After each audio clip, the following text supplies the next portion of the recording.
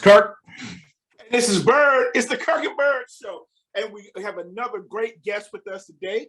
He's based in the 757. We have speed and agility coach James Lujan. James he's going to tell you a lot more about himself, but one thing that really stuck out there is he knows his stuff about training, speed, agility, and he's worked with professional organizations. He's doing that stuff for the Seattle Storm of the WNBA. So welcome, James, to the show.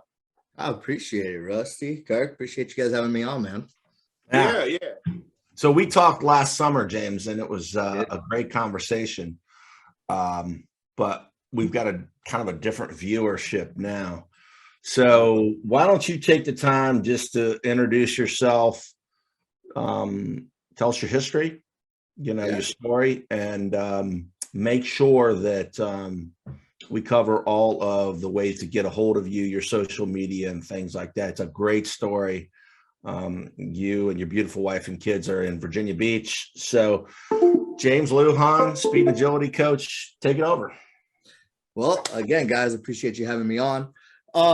My background, Virginia Beach. This is the second time that I've been here. Originally from Colorado, joined the Navy, started working on the targeting systems for the F-18s. Got out of that field once my time was up. Moved to Colorado, started going to school for training. After that, I got my start in the actual sports, strength and conditioning with the Colorado School of Mines under Trevor Florendo. He gave me a good base as to what to look for in the culture of things. From there, I moved to Seattle, started going to school, where I met my mentor, Tim Fagan, and he really opened my eyes to really meeting top tier people as far as trainers, coaches, athletes. And he's actually how I started working with the Seattle Storm. He had a mutual friend, Susan Kleiner. She was the nutritionist for the Storm for, I think she's going on 7 years now. And had a conversation with her. That conversation led to a rumor of possibly an internship with the Storm. She gave me Emily Blurton's information. She was the sports performance coach with them. Mm-hmm. And me and her started talking. We hit it off. It was supposed to be a 20-30 minute conversation. We meet at Starbucks, and it ended up being a 2-3 hour conversation. Wow. We really hit it off. And it's actually really funny. She had another guy lined up to take the internship, and I guess I made such a great impression that she took me instead. And, I'm super grateful for that. And so I started working with them as an intern and, meeting Sue Bird. It was the year that Brianna Stewart had her injury. I think it was Achilles, if I'm not mistaken. But, Jordan Canada, Joel Lloyd, working with all them is really cool. Mercedes. And then that led into the second year, which was more of an assistant position with them, which was really cool. Being able to have a little bit more responsibility and having Emily being able to trust me a lot more with the athletes. Because, as an intern, you don't really get that trust, but, all the hard work, things like that, you get to reap those rewards. So that was pretty cool. And then finally, that kind of went to the wayside with COVID. And that's when I decided to actually start to do what I do, the speed and agility stuff with the youth kids. So middle school, high school, kind of like you, Rusty, how you're saying there was a need for it. In Seattle. So, I took it upon myself to kind of dive a little bit deeper, help these kids, and started building it out there. Things everything aligned, if you will, to where we could move out over here, be closer to family. My girl's from here. She went to Lansdowne. So there's a little bit of a rivalry now with where I'm coaching now and her school and stuff. But it's good stuff, man. It took me a good year, almost a year, because me and Kurt were talking about it last time. But, the culture here is a lot different than on the West Coast. You really have to build those relationships and really cultivate them a lot more. And I think it's because there's a higher standard out here. You know, there's a lot of coaches and trainers that just say that they do this stuff, but then they kind of take advantage of all these AAU and travel programs. Yeah. And listening to Coach Red, he was talking 6-7U now. And, you know, to me, like, that's the kids learning the game, learning how to move, but yet they're making a ton of money off of the parents that are wanting to see those types of levels. And, you know, it's mind blowing to me, because they need to be going and playing, not just playing the sport, but playing in general, play outside, go climb a tree, play tag, things like that, you know? But now that it's been a year, you know, I've met a lot of good connections. I'm excited this is actually the first time anybody knows this. So I was announced to be a part of Boo Williams' 17U program that's starting at the end of this month. Oh, wow. I was brought in with 757 Colts to kind of see where I could help with them. Coach Red, their wide receiver coach, Sauce, he's bringing me in. He does a lot of the speed stuff as well. Started working with a few baseball teams out over here, the Canes Baseball 12U. Been working with them for about 6 weeks now, and they're about to hit their season, kind of figure out where they're going with that. And then I got in with Grassfield High School under Coach Johnson. I'm helping their basketball program because they're a really transitional team, and he could use a lot of the footwork and the speed stuff that we use. And I actually just finished talking with the new coach over at Grassfield for football, Coach Jones, to see if they're able to utilize what I do, kind of like what Vince Lowe at Locked In does with Oscar Smith. So I'm pretty excited to see kind of what everything's is going on this summer. Hey, James, let me ask you something. So I love the things you're doing. That's kind of one thing you hit on is the money in this thing. And to me, I've seen too many people take advantage of the parents that are these gung-ho parents that don't really know about sports or training, and they're just like, all they know is, hey, I got to do this, and a lot of it is, I'm like, still, hey, whoa, keep it fun. Let's keep it fun. No matter what sport it is, soccer, track, football, keep it fun. We can teach them some basics in terms of agility, but a lot of things I do in terms of any training, I was like, let's play games. Like you said, let's play tag, make it fun. And they don't even one of the things I used to always do is we play freeze tag at the end of my track practices or training. But so though you're right on, bro. I'm feeling with you, and I truly feel that if you're not doing it for money, you will be blessed. So it's and so that's my philosophy. I like to hear you say that. But let me ask you, I'm sure people here want to know. Tell us your background. Did you play sports? What, and maybe were you doing any things with training or athletics in the military? Tell us a little bit about that. Yeah, so high school, played basketball, and weirdly enough, track. I love that. And then a sport that fell in my lap was tennis. It was so interesting story. Freshman year, buddy of mine was in band, and he wanted to try out for tennis, and he wanted someone to go with him. And I was like, well, I'll go with you. I was sitting there and during tryouts, and coach walked up and he's like, hey, if you're going to be here, you got to try out. And I was like, I don't even know how to play this game, but he handed me a racket and he's like, all you have to do is hit the little green ball over the net. Okay, I can do that.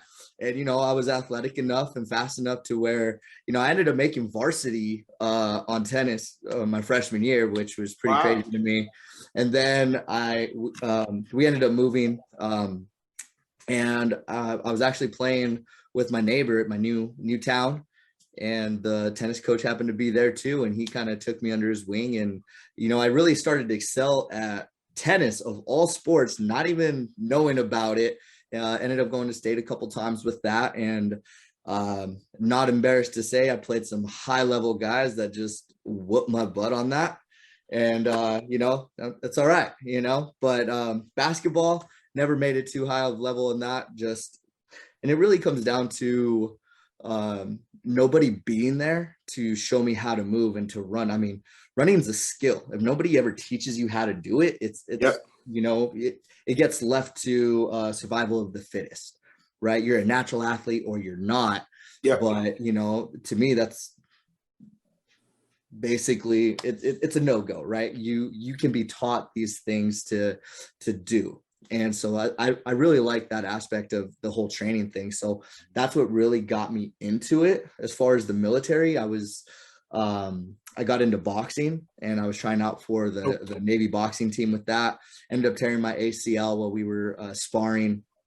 And that's what really got me into the whole fitness thing again was, I going through my injuries and not being able to do the things that I wanted to do, but I could show and teach other people how to do it. And so, those who can't do, teach. And so that's where I really started to fall in love with it. My own personal fitness goals and things like that. I wanted to see how strong I could get. I wanted to see how lean I could get, and goals constantly change. And so now my forte is speed and agility. And I just love it because it's a puzzle. The human body is a puzzle, and everybody's a little bit different. And that kind of goes to, how do you motivate people? How do you say things in context to where they can understand it, and then where they can see where the practical application is. And so that's what I love. What you were talking about, Rusty, was, playing freeze tag, playing games, it really dictates what age group are we talking about. So the smaller kids, they need to have that play time, and tag is great. If you take just the movement aspect of it, we're talking accelerating, decelerating, change of direction, tactical thinking, like I'm running at this, and we're talking trajectories, things like that. But the kids just see it as fun, right? And so it's when we start getting into the older ages, can we still keep that fun? Heck yeah. I take out Nerf guns. Hey, we're having a Nerf gun fight. Boom. We have two sides, go about it, and they're still doing change of direction, running, accelerating, decelerating, all that good stuff. When we're inside in the winter, we always play dodgeball too. Oh yeah, dodgeball was a big one. And people love hitting the coaches upside their head. I tell you. Absolutely. I'm out there with these guys all the time. I'm getting a lot older, and I'm out for a day or two after, but I'm still out there having fun at 35 years old, man. Yeah. So good you stuff. Gotta take the Advil after a little bit. At us. So I've watched some of the videos on your Facebook page, and we want to make sure we plug all of your social media, but I've noticed, James, that you work with different ages as well as different sports. Absolutely. Can you talk about how that varies, from age and the different sports? Because watch some videos and you're talking about, explosion in basketball is very different than some of the moves in football. Absolutely. So first it's going to be the age, so if we're talking 7, 8, 9 years old, maybe up to 11 and 12, they need more of body exploration, learning how to jump, learning how to land, roll, fall, just, things that we grew up on, just playing outside. They still need that, because now we're starting to get a lot more sport specific, kind of, again, going into AAU and travel ball. There's these parents that are wanting to get more specific because they want to get them better at this sport, that sport, whatever it might be. So they're losing out on the general fitness aspect. Now, as far as the sports, when we're talking speed and agility, there's 7, maybe 8, arguably different moves or patterns that they have. And it's just depending on the sport. If I'm talking football, I have to be able to accelerate and keep more top end speed depending on what position I'm talking about, versus, a volleyball player. They're going to need more jump and land training. So for volleyball, I'm not a speed coach. I'm a jump coach, right? But it's still the same movements. Right. Volleyball and basketball, really similar. We're just talking about different angles depending on the position. So like my liberos for volleyball, they need to be a lot more agile, and that's going to be almost the same as like my point guard or my shooting guards. Right. When we're talking about basketball, the right side outside hitters for volleyball, that's more of my post moves, right? So we're still making them athletes, but we're making them athletic. So it really just varies. What sport are we talking about? Baseball, I don't need my kids running straight on like a track athlete. They're going to start off sideways, like they're going to be stealing for a base. Obviously, we have to work both sides so we can make it more even. But their lead leg, you know, they're we call it lateral, right? They're sitting sideways watching the pitcher and trying to time the pitch. Right. So it really comes down to a lot of different aspects. But if we're talking strictly movements, 7, maybe 8 altogether. So it's just a ratio as to which one we're talking about for each one. Could they all benefit from hitting all 7? Absolutely. And that's kind of where my warm-ups come in. We hit all these movements. So at least they're getting all of them at once. And then we have a specific movement of the day. So it could be jumping or landing or linear movements, change of direction, retreating drills, what to do when they get beat, you know? So like my shooting guards, they get beat on defense. How do they flip their hips and get back so where they can close that distance and not have as big separation, but then also understanding that they're going to have help side defense with everything too. So tying all that together really makes sense to them when you can put it for their sport. Yeah.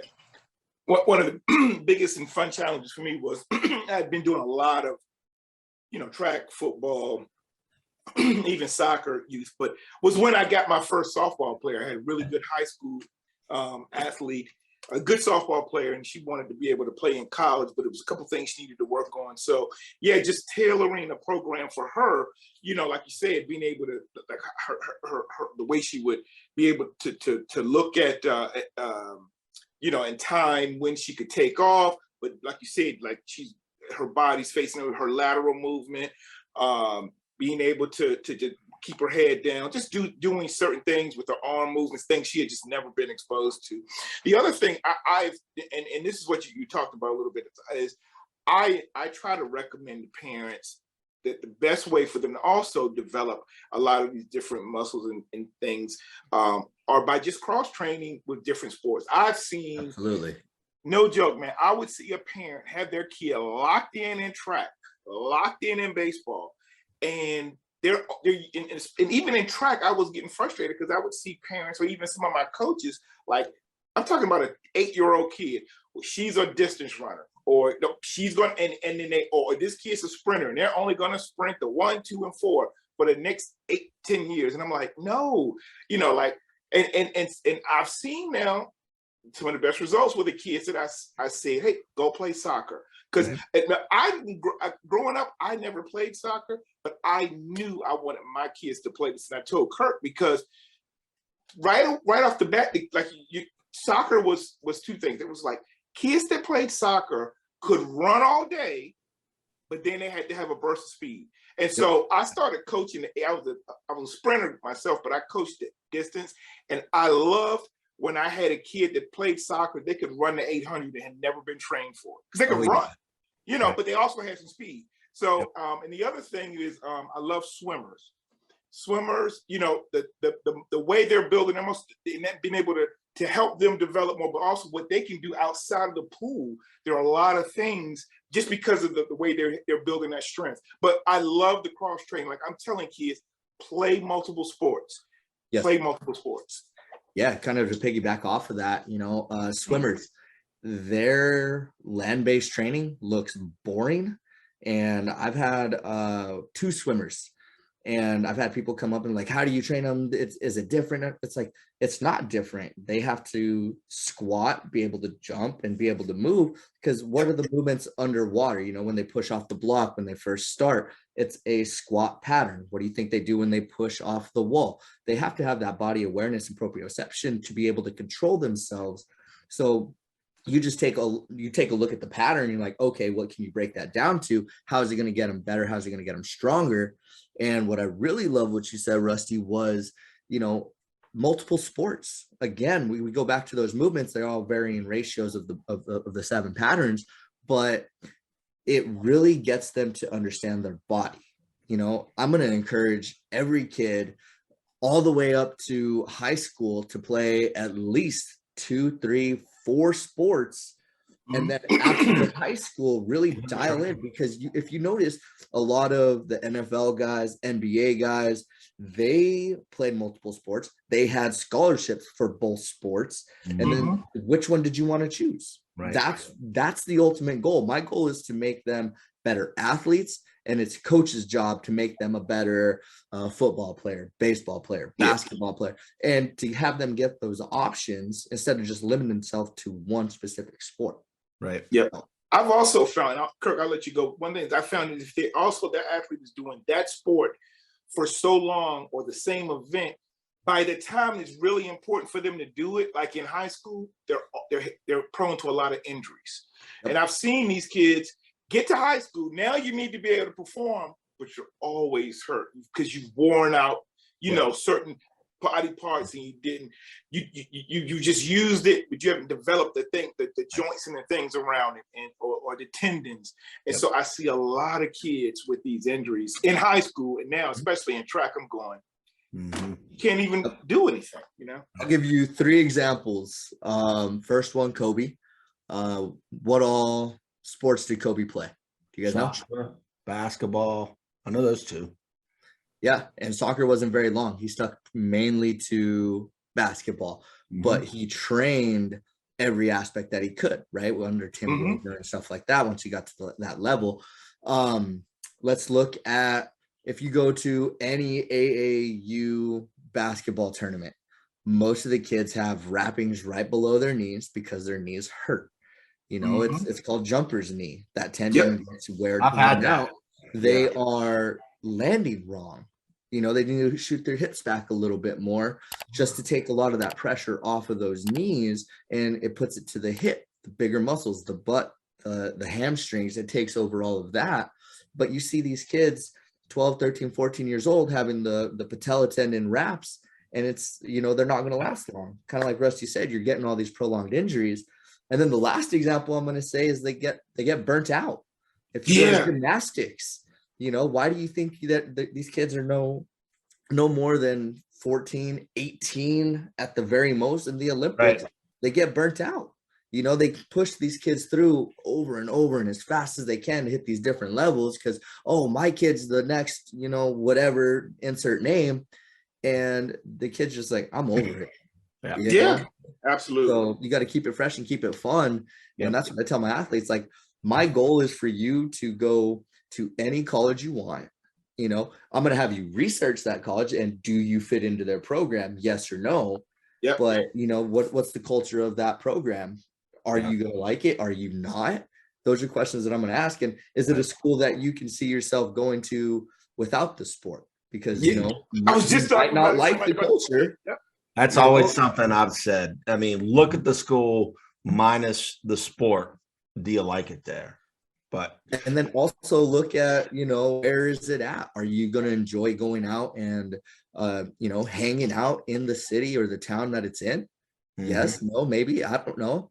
You know, you got to do that because it's going to make your experience a lot more fun. And a lot of parents don't like to hear that because they think I'm trying to tell their kid to go party. And it's like, no, it's giving them a good social aspect. So it's a huge aspect of going to college. Yeah, absolutely. Yeah. I was just thinking when you were talking about the cross training, something comes to mind. Randy Moss was on last Sunday, and they showed him playing hoops, and my goodness, what a hoops player he was. But, you know, I was watching the kids play tonight as well as I played basketball. Wide receivers are typically great basketball players because your muscle control above your waist once you're off the ground. 2 things. All right. When you play in the low post or whatever, you know, you've got to do some things like you want to get fouled. If you've got the position, but you want to get fouled, and there's a lot of upper body control and guys that can change their shot. And what that makes me think of, James, is when the quarterback, that radius, you know,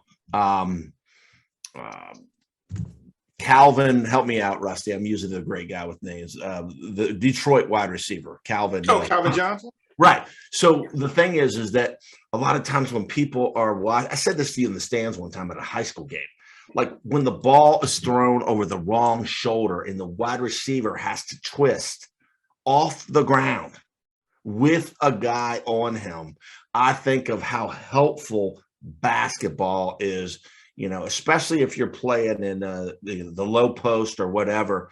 So that's what comes to mind. But just to tell Kirk, the one thing I always think about is these kids that a lot of kids want to play basketball, and they're like these 6'6", 6'7" kids. They're power forwards, and they get a scholarship to maybe a D1 program, and they're playing. But my brother and I would say that same kid would be a power 5, defensive end or tight end, or maybe even a pro. And you got Mo Alley Cox from VCU. You got a lot of tight ends played college basketball. One of the greatest ever from Kansas City, Tony Gonzalez. Tony Gonzalez. And then what was Gates? And Gates from Chargers. So I see really a lot of those power forwards. They really can make that transition because, like you're saying, they're tall, they can jump, they have to have that hand out. They can catch a basketball. A lot of times they can catch a football. So I'm just adding to it. Yeah, that's been a big one for me. You guys had one at Virginia Tech, Rivers. Yeah, John Rivers. John Rivers. Yeah. Yeah, and I was just thinking that it just seems like the wide receivers, that body control. Oh, I know what I was going to say. LeBron James was a Tom Lemming All-American of football, by the way. Yeah. So James, tell us in a little more detail. Your Boo Williams 17U. Tell us about some of the things you're doing around the 757 in baseball, football. Yeah. So I just started at the beginning of the year with the Canes baseball travel team, 12U. Been with them for about six weeks now. Mm-hmm. Going on 7. I think this is going to be the 7th week. But with them once a week, I go in, I do a lot of performance, but a lot of strength, a lot of speed, which is where a lot of these kids are lacking. Because I'm not going to lie, these kids are beasts. All of you, they're strong, but those bigger kids, the catchers and things like that, they need that speed, they need that quickness, that first couple steps. So I've been really helping them. They don't know it, but I've been helping them in the warm-ups and the races that we do, and a lot of reactive drills, there's one called the tennis ball drop. You have 2 tennis balls, you drop it, and they got to get there before the ball bounces twice. They see it as a race, they see it as a game, but we're working on the reactivity, being able to knock that down. And for baseball, that's really, timing the pitcher, being able to take that off and go with that. Like I said, I met Coach Red yesterday, and I kind of want to see where his thoughts were on things. The grass field teams, football. Like I said, I met with Coach Jones today. Coach Johnson, we're waiting for the off season to kind of build a program specifically for him. This past season was really kind of a fill out, kind of see where I could fit in with their program, how they could utilize me. And it's really turned into a great relationship where he trusts me on opinions of like the players and how they're moving and what we could do with them. And I'm learning a lot more of the X's and O's at a higher level than I ever experienced before with it. And then the 17U Boo Williams, I'm excited for that one. I'm working with John Gilchrist, who is a phenomenal athlete and a coach in his own right.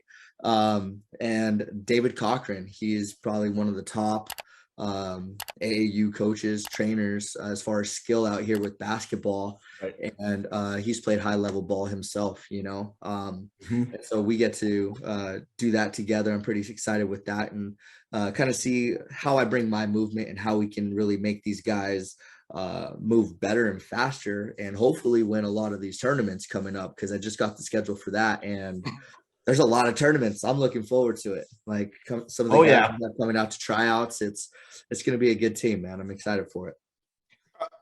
James, I got a question for you. So what are some of the common mistakes people make in training? And one of them, so you can tell me some common mistakes, but I also have a question about when should young athletes start lifting weights?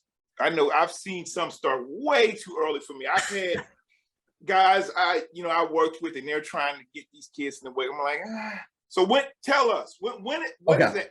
Hold on, James. Sorry. I know this from talking to James extensively. His answer is going to surprise you. Okay. So we'll start with when should kids lift?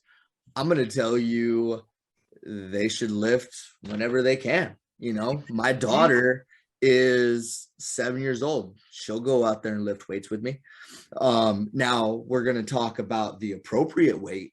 You know, there's a big myth about kids weightlifting and it's going to stunt their growth and all this stuff. And it's actually a myth, right? So if we talk about forces on the human body, right?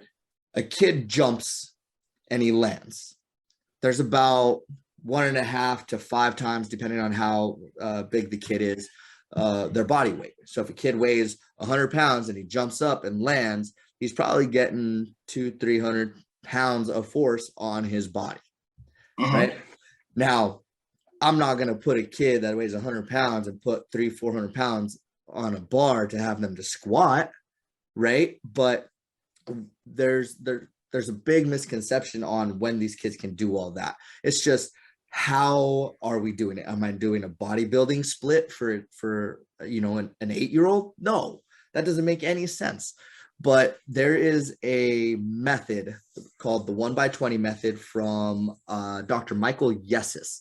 He does one set of 20 reps on every joint in the body, which is to really reaffirm and reinforce the patterns that we're looking at.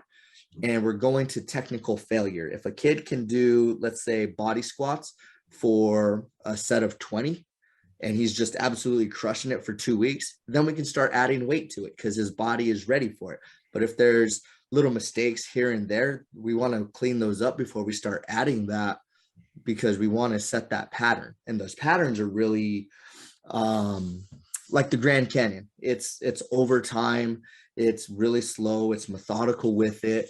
And I guess the best saying for that, you know, everybody's heard the saying, practice makes perfect, right? Everybody's heard that. I'm going to say that's completely wrong because it doesn't make perfect. Practice makes permanent. Now, that means whether it's a good pattern or a bad pattern, if you practice it, it's going to stick. It's just how it is.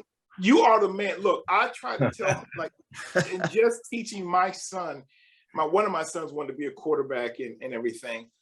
And the way he threw the ball, he was throwing it wrong. And this is before he ever really wanted, but he just, you know, playing with his friends. And I showed him how to throw, but he still kept doing it. I was like, dude, you're practicing wrong. You're getting your 10,000 hours in the wrong way. Like, if you keep doing it that way, it's going to be harder to break it. But I use that example for a lot of the kids I've trained in a lot of ways. I'm like, you're practicing wrong, so that is what's normal to you. But that's a great point. Yeah, and you know, like with quarterbacks, when they just throw from the arm and they're like chunking it and they're getting 40-50 yards, you're like, man, that is awesome. Imagine what you can do if you get your hips into it. And they kind of you know, they cock their head to the side, and you're like after a month, 2 months working with me, they basically have a new toy. And they love it. I'm sure you've seen Dak when in his warm-ups, right? He's got his headphones on. He's doing the hip turns and everything with that. You know, that's him learning how to, or reinforcing the pattern of getting that tension in the core to be able to slingshot the ball with it. You know, everything moves as one. So when we were talking about, you know, our basketball and our football player, the receiver, right, having the core and the coordination to see all that, but having that tension and being able to utilize the muscle, it has elastic properties. It's like a rubber band. If you can utilize it properly, you don't have to do much. There's not much effort into it. You've already programmed it. It just goes because you want it to, right? So, and Rusty, what was the second part of the question? I completely forgot, man. I guess outside of weight, any other common mistakes that people make in training? Like if you know, my dad, if there's a parent who played the sport 20, 30 years ago in high school, and then they say, well, this is how we train. What are some common mistakes? I would say the biggest one that I've seen is coaches and parents trying to train speed at the end of practice or at the end of the session. when we talk about pure speed, not conditioning, pure speed, like I need max effort. If I train that at the very end, then I'm actually making my athlete a lot slower when it comes to this stuff. So if we put the emphasis at the beginning, then that's the place for speed, 2-minute rest, 3-minute rest, depending on what it is. And, 3-4 reps, they're golden, Right. And another one is, sprint training. All athletes need to sprint, whether it's off season or in season. It really depends on how many sprints you're doing. If we're off season, 2, maybe 3 days a week of sprinting, not really high volume. You're not talking, 10 100s, but 2 100s, 3 100s. Sure. Cool. Go for it twice a week. You're going to get the same benefit off of it. But in season, I say once every 7-8 days, you're going to keep that benefit. You're going to keep the body stimulated enough to get those adaptations, but not put enough stress on your body or your nervous system to do any real damage where you can't recover from or overtrain, right? Let's see. Screaming faster. That doesn't work anything, Conditioning is a different topic, right? That's when we can start actually getting into being able to keep a certain pace when they're fatigued, because obviously we're talking about game speed and stuff now, and that's a great component. It needs to be there, but that is not how you get your athletes faster with that. Not letting them lift, I think, is a big one. Just playing the sport and say, hey, we're getting our reps out on the field. Okay, great. Until they meet, the 18-year-old safety that's coming right for them, you got two masses. The bigger one that's moving faster is probably going to win that race, Other than that, I just think early specialization, kind of like we were talking about, Rusty, picking a sport too soon and just sticking with it and not letting kids explore and being able to move. I think that is probably the biggest mistake with that, is just specializing too soon. Right. Okay. One of the things that we talked about when we talked in the interview this summer, you talked about Sue Byrd, who's one of the all-time greats, and how she trains. But I want to segue to the professional athletes and people like Sue Byrd and what sets them apart, because you told me how serious they take training. But before we do that, I want to promote James. I'm going to plug you. So James, James is on Instagram. We want everybody to follow him on Instagram. It's at James_the_FN, as in Fancy Newman _trainer. All right. That's the Instagram. All right. And then you're on Twitter at fn.trainer. And then your website is www.excel, that's X the letter CEL -performance.com. We're going to overlay all those. And what we'll do is we'll let them show for in the neighborhood of 15 to 20 seconds so people can write them down, those type of things. So, when we talked, you were talking about, Sue Byrd, how good she was, but you talked about how she approached her training and all the work that she did that nobody saw. I want you to just tell us a little bit about when you worked with professional athletes and how different that is. Yeah. So first, it's a huge difference between rookies and veterans. And the veterans, they gave a lot more effort in everything that they did. So I'm sure you guys have seen the Michael Jordan documentary on Netflix, right? Kobe, if you watch anything on him, he's always the first one in the gym, always doing game speed moves before anybody else. Sue is identical to that. She was always in the gym first. She was sitting there working on her shots, doing what she could to refine her craft.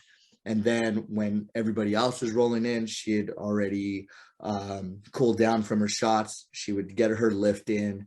They would do film. And then afterwards, she would stay and still shoot. You know, she was constantly refining that. And so the rookies didn't see that. They saw her already cooled down. So they would come in, they would lift, they would do film practice, and then they would kind of go off and do their own thing. And so, you know, the main difference was effort. That was, and you know, that's what I told all my athletes now is, you know, if you just give me effort in everything that we do, it's going to start compounding over time, and you're just going to have a higher and higher standard with everything.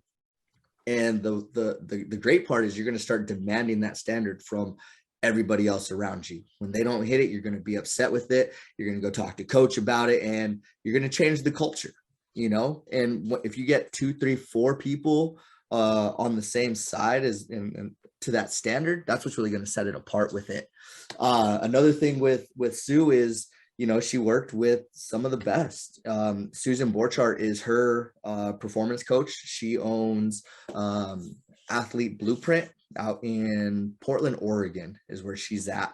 And, you know, she's got her nutritionist. You know, if you're not taking care of your body, yeah, you know, I mean, she's been in the game for a long time now, right? And so if you're not taking care of your body, then you're not getting to that level or that standard that you're wanting to stay at. Your body can't maintain that without the proper fuel. And then the big difference between fueling your body for the sport and fueling your body for nutrition, right? So the rest of the time. Tell us about the nutrition part of it. Yeah. Yep.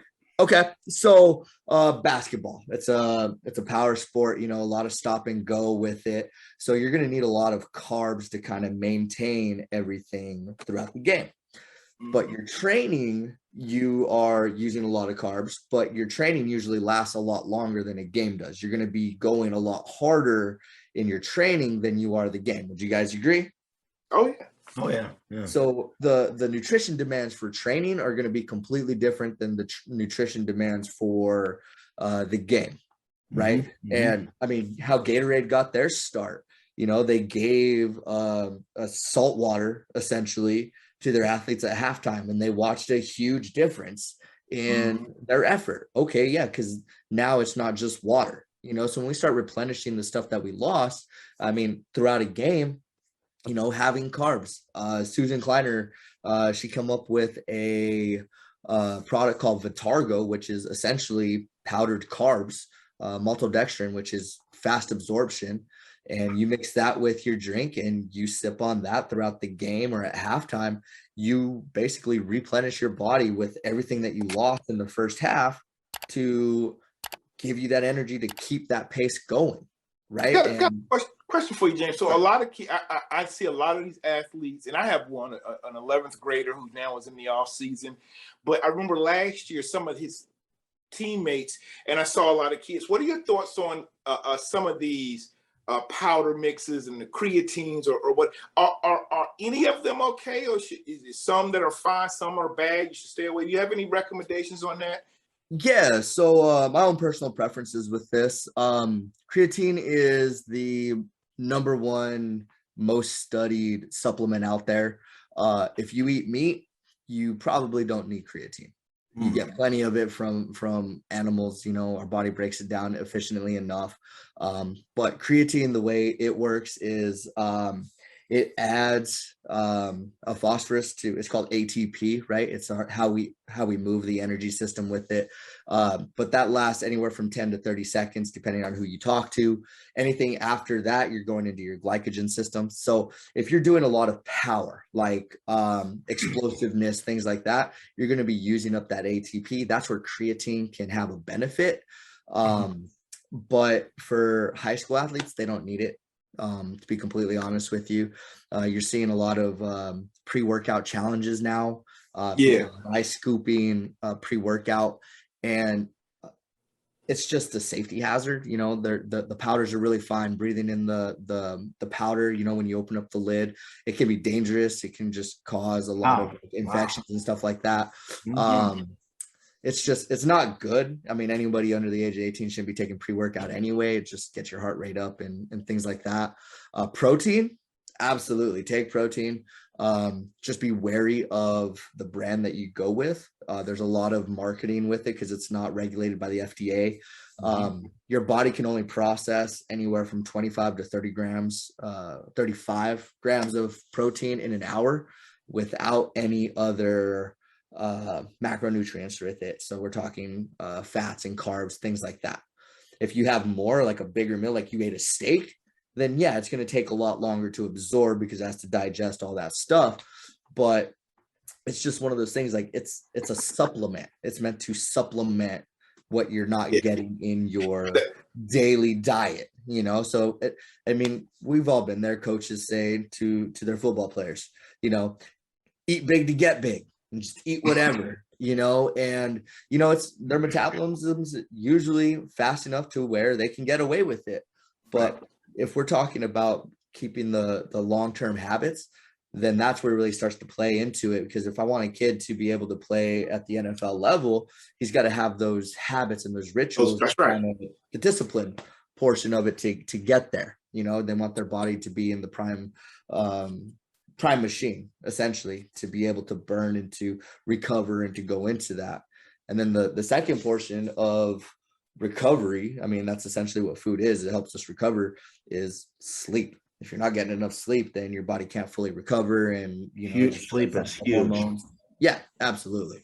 Yep. James, let me just tell you something to our audience. This brother knows his stuff, man. He does. This is good stuff. Now, I've got a 17-year-old, like I said, who I'm going to make watch this 3 times because maybe he'll get some of this. But I'm also, I'll maybe have to bleep this part out. The things you're saying, maybe he'll listen to you because he won't listen to his mom and I. But no, this is great. So anybody that's watching this, please pass this on. James is extremely knowledgeable. Like, he's breaking down. He even corrected himself. No, 30, 35. Like, yo, you know your stuff. That's great. You're not making it up. I can tell you know what you're doing. You've been trusted by some of the best. And so definitely look him up. But what I want people to also know is a little bit more about you, James, outside of just, you know, training and some of these things. Like, we want to know, like, I actually do this when I hire people in some of the jobs where I am in the government. I'll tell y'all, I'll ask y'all a question about budgeting, but then I want to know a little bit more about you on the personal side. Maybe we both watch Ozark and we can talk about that on Mondays or whatever. So let the folks here know a little bit more about James. All right, AJ, so tell us, bro. Tell me, we're going to get you with a couple of, like, what are some of your favorites? And we reserve the right to make fun of you and each other. Hey. All right. I reserve the right to make fun of myself on some of you. All right. And you can make fun of us. Well, outside of culture training. So we usually have a protocol and people say they like it. You want to follow it? Let's see it. Yeah. Let's do it, Rusty. So we'll do it. We have a couple of questions, but I will say this. This is what I'm starting at. This is a question I ask people for really, like, jobs. And then we'll go on to our standard questions. James, tell me, you love your job. You love what you do. But what makes you go home at night? I know you put in a lot of time, but what makes you say, no, it's time. I need to stop what I'm doing. I love working with you, but I got to go home. Whether it was before you had children, a spouse, just what makes you want to go home? What do you like to do outside of this great training? What takes you home? I like being with my family, man. My daughter, she is a mini version of me. She is very athletic. For her 3rd birthday, she wanted a 1-pound weight set and some speed cones. So we got her that, and she would go out and, you know, hey, do you want to play exercise? And these kids are like, what are you talking about? And so, you know, just really being around my family and being able to unwind with them. So, coaching is really kind of hindered that a little bit. You know, I made an obligation, and, you know, coaching usually goes from, you know, 5, 6 p.m. to 8, 9-ish, depending if we have a game or not. But, you know, getting them to the games and seeing and having them be around just makes everything better for me. You know, I look over in the stands when they're at the game and they're just having a great time, not just like, they could care less about the game right now, but being around the other players and just watching the family, you know, be able to be immersed into my other family, you know, so both worlds collide with that. My son, he's right there with them. He's 4 years younger than she is and just as adventurous with it. And just, you know, seeing how my habits are getting passed on to them, I really love that. And so I try to make a good example for them, but their bedtime routine, I make sure I'm always there for that. And if I'm not, I'm on the phone with them. Just really, you know, setting the time aside for them has been something that I've gotten better at. You know, it's not where I want it to be, but being able to treat it almost like a true business, you know, hey, I'm here from this time to this time, and then leave all that there. Try not to be on my phone, be able to create that separation in that line to, you know, spend with the family. And that's one thing I really, really enjoy with it. So Rusty, before we start our fun line of questioning, James, why don't you tell us, importantly, your daughter's name, your son's name, and your lovely wife's name, because we all know she plays a major role. Huge role. My daughter, her name is Ariana Lujan. She is about to be 8 here in about a month. My son is Roman. He is Roman. He is about to be 4 actually at the end of this month, February 28th. And then my fiance, she is Kayla. We are set to get married October of next year. This whole COVID thing, I want it to be kind of done and over with.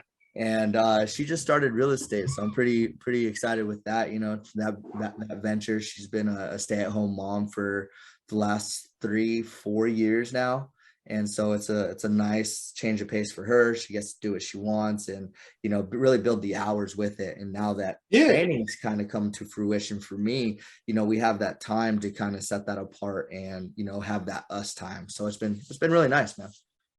Cool. All right, Rusty, let's have some fun. Let's do it. All right. So, James, all right. Now, what would you say is one of your maybe favorite all-time movies? It doesn't have to be sports. It doesn't have to be training. And if it's not a movie you really are like all that you love all that much, is there anything that our audience that you like to maybe watch or stream? So, are you streaming anything? Like, are you into it? Like, I'll tell you, everybody was into Breaking Bad. I didn't watch it because the first year or two, I couldn't get past the first episode.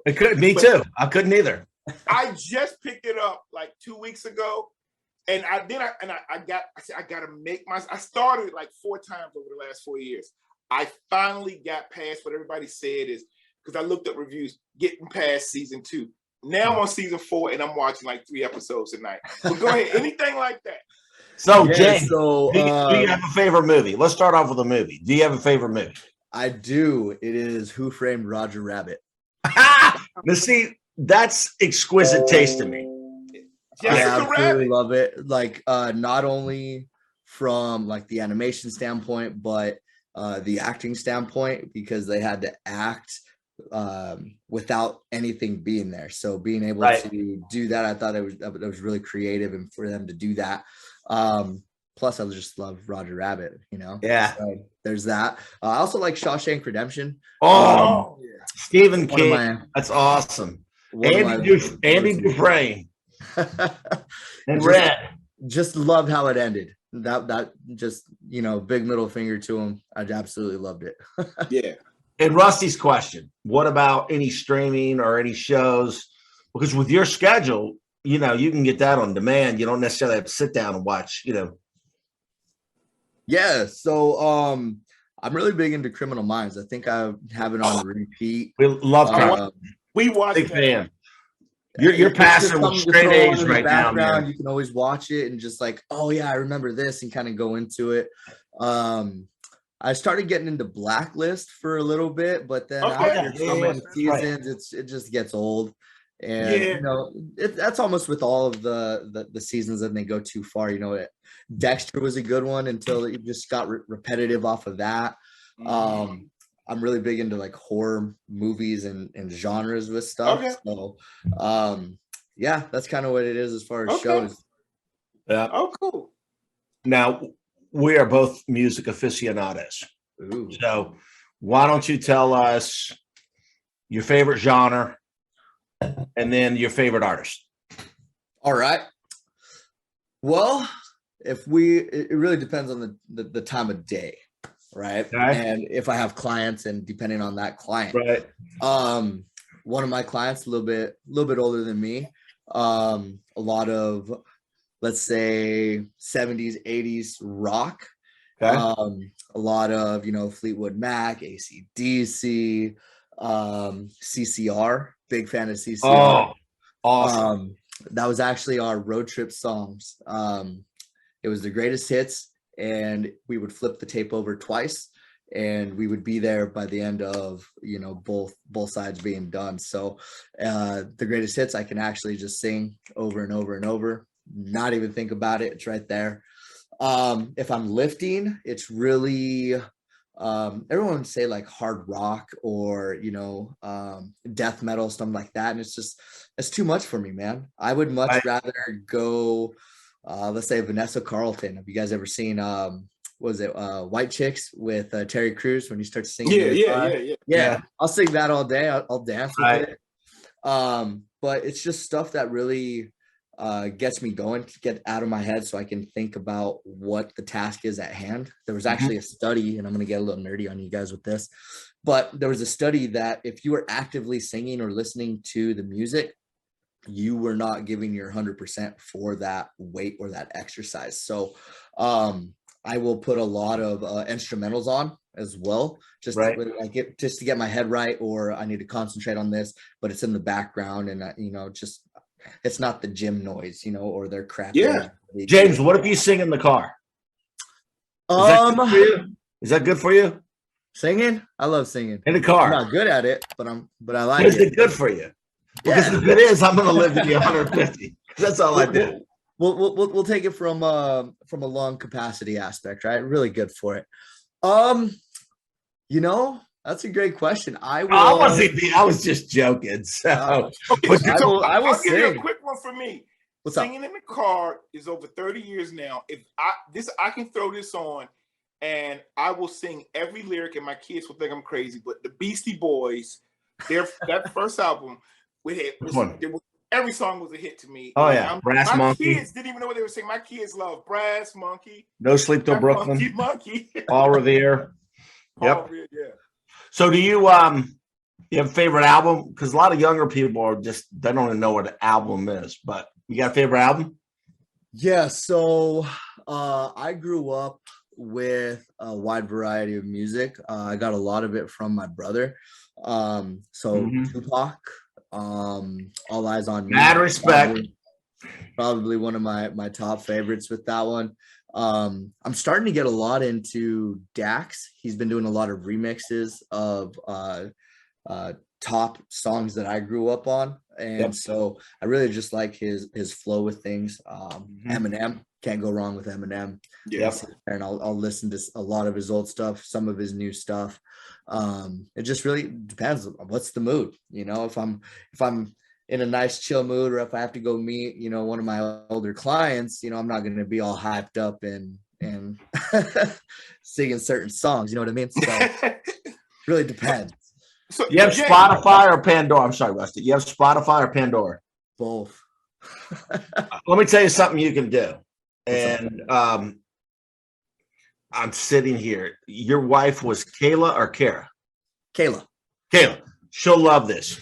Here's the great thing. You can take a song and produce a playlist off of it. Like When a Man Loves a Woman. Maybe you're having a romantic dinner. Let's get it on. There's a let's get it on. I mean, and you can do all those kind of things. Like there's like Van Morrison has certain mixes, like you can do Brown Eyed Girl. But I just want to let you know that, because I know these things, these R&B 60s, 70s. Experience is coming out. Oh yeah, I put it in the all the time. Got 4 kids, man. He know what he's doing. I got 3. Don't give me 4, dude. I'll put the tax write-off. Wait. There's one. Everybody they don't know about that one. Neither do I. All right. They're gonna drop them on me. The kid's gonna be 35. All right. Rusty, let's go to our food question. We I was saying we got to get this one in. So James, now forget about being a trainer. One meal for the rest of your life. It's the whole meal. I'm not going to say just one food. Easy question. But the meal, but it's the same one Yep. for the next 50 years. Yep. Sushi. I like that. We get that a lot. That's healthy. Yeah. Right. It is one of my go-tos. I will not eat all day and easily spend $100 on just me. Okay. Easily. So we are coming right up on an hour. Remember I said 40 minutes? Who cares? We've had a great time. So I want to do a couple things. Real quick, we're the Kirk and Byrd Show on YouTube. BYRD, like it says behind me, the Kirk and Byrd Show. Please subscribe. We're finding, 85% of our views are not subscribed. The kids, Instagram. And we are also at the Kirk and Byrd, BYRD, on Twitter.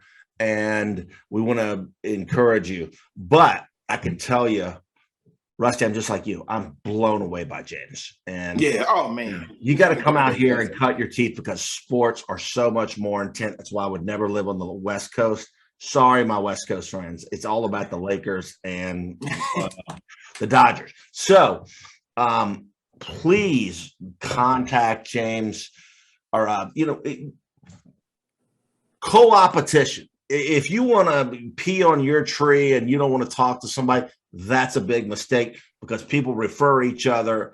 And again, let's do it. We're going to overlay it as we go out. Instagram, he's got videos too. Matter of fact, James, I hit you up and I said, what are some non-weight, just using my body? Dude, this brother sends me like 4 Instagram videos, man, on different things. But Instagram is at James_the_FN_trainer. All right. On Twitter, he's at fn.trainer. And this is all going to be overlaid. And then his website is www.xcel. That's the letter Excel -performance.com. This has been a lot of fun. And I just, you're working with great people. Boo Williams is somebody that pillar of the community. Coach Red, he's not all about 5-star recruits. He concentrates on the 14 U's and you helping those kids and other people that you're working with down there. We encourage, Rusty, between the two of us, we know so many people in so many different sports. We know some of the college coaches, high school. And why don't you take us out, Rusty? Okay, so I'll close again. James, you are the man. I do have one question, just because some of our listeners may want to know. I know you're in Virginia Beach, so you're on that side of the water. Is that are you just on that side? Do you work with any kids or people on the peninsula? I mean, I know you're at Boo Williams, so you're coming across the bridge. But do you work with any of them? I do. So I've been out to Newport News, Portsmouth. I got a couple guys out over there, Chesapeake. I'm really going wherever, people need me. I'm trying to find my own spot. And I'm trying to make that more the Chesapeake area because I'm seeing a lot of athletes gravitate towards me out over there. There's just not much of a need for it. But again, it's all about collaborating. I know a lot of coaches, they see me as a threat and, everybody has their own voice. I could say one thing and coach so-and-so over here can say the exact same thing, but we pertain to 2 different athletes, so if I can't help somebody, I love connecting and love having that relationship. So, and be like, hey, I'm not going to be on that side of the water, or that's not my style. Here, go hit up coach so-and-so. Right. It's just, just building that relationship. I want to put in a plug for my Bethel Bruins, Bethel High School. All right, they got a brand new coach. Coach, I haven't met you yet. I'm not saying you can't teach kids how to lift or train or speed agility, but could you just bring James out? Just talk to him one time. Maybe you can get James out there for like a week in the summer where he's out there for 2 hours for a week and you work with those kids, because I got to see my Bruins pick it up. So, but that side of the water, if you start with any school, start with Bethel. Reach out. Plug for Gannon Baker basketball. Have you met Gannon yet? Yeah, he actually came out to Grassfield, and he is a man. I got great stuff what he does, kind of just tennis balls. Yeah, so his goes off of a lot of vision training, but with the context of the ball with it. It was funny. I was actually there when he came in, and he just started doing that drill.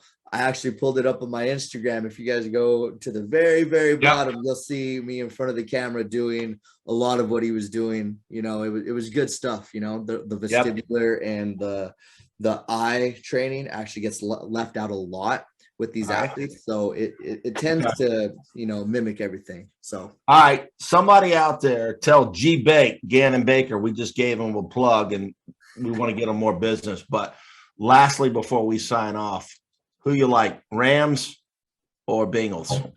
Ooh, Rams. Okay. Would you bet, Rusty? What's your question? Money by bet? Yeah, money. Like I think I'm pulling for the Bengals because my son, that's his favorite team, and I'm like, and he's been their favorite team for like 7 years. I'm like, why? So I'm going to support them. But I think if I had to bet my money, I'd bet the Rams. Yeah. So you like the Rams, and you would bet your life savings on it, right? Me? I'm talking James. If you had to, not that you would do something like that. But, I would say yes. Don't be on the fence, man. I would say yes.